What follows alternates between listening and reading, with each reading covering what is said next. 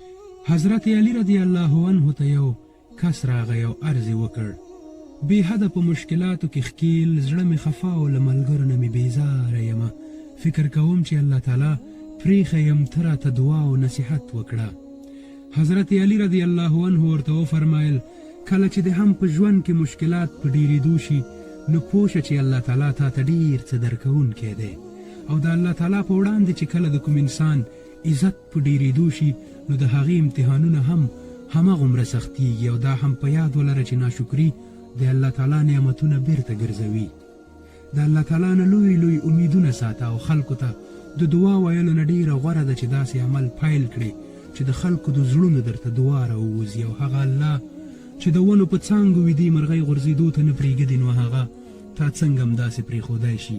او دا هم په یاد ولره چې د ملګرتیا ښکلا دا ده چې یو د بل خبره وزغمي. که ته چیرې په دنیا کې بې عیبه دوست پلټنه پیل کړې، نو بې دوسته به پاتې شي. په هر هغه دوست دې باور کوه چې په مشکل وخت کې دې په کار راغلی وي. او انسانیت یوه ډېره لویه خزانه ده، دا په لباس کې مه لټوه، بلکې په انسان کې یې ولټوه.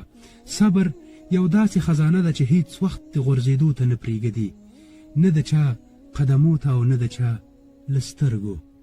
السلام علیکم.